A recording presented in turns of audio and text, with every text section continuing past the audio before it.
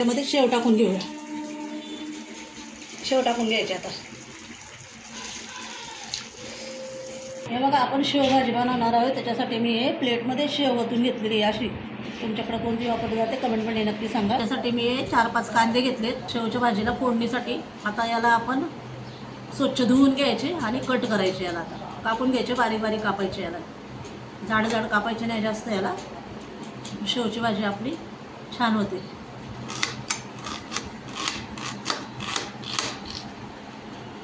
असं कट करायचं, जाड जाड नाही कट करायचं, बारीक करायचं. आणि कांदा चांगला फ्राय होतो तेलामध्ये.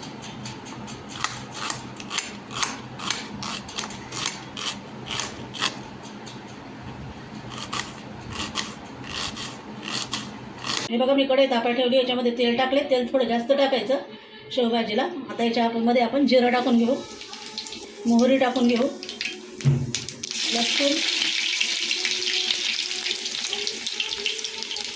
कढीपत्ता टाकला. आता याच्यानंतर आपण कांदा टाकू. हे चांगलं लाल झालं. याच्यामध्ये आता आपण कांदा टाकू.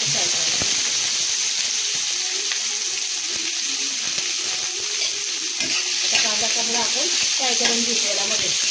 हे बघा, आपला कांदा चांगला फ्राय झाला आहे. आता आपण यात मसाले टाकून घेऊ. थोडीशी हळद टाकायची, जास्त नाही. शेवमध्ये हळद असं आपण आपला घरचा मसाला टाकू. तुम्ही जो वापरत असाल तो मसाला टाका, थोडासा गरम मसाला. आता याला चांगला आपण परतून घेऊया.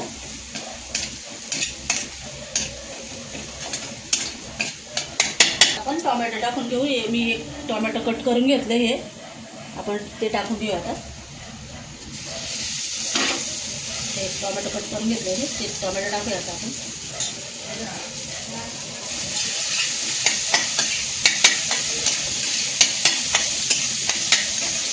हे बघा, आपला चांगला मसाला आता परतला आहे. कांदा वगैरे टोमॅटो सगळं चांगलं परतून घेतलं. आता याच्यामध्ये आपण पाणी टाकायचं ते शिजण्यासाठी. असं पाणी टाकून घ्यायचं. आता याच्यामध्ये आपण थोडंसं मीठ टाकून घेऊया, चवीनुसार मीठ टाकायचं. हे बघा, आपले आता कांदा टोमॅटो चांगले झाले. आता मी सुक्कं बनवणार आहे. तुम्ही ग्रेव्हीवाले पण बनवू शकता जास्त पाणी टाकून. मला सुक्कं बनवायचं आहे म्हणून मी कमी पाणी टाकले. आता आपण हे झाले चांगला कांदा. आता आपण याच्यामध्ये शेव टाकून घेऊया. शेव टाकून घ्यायचे आता.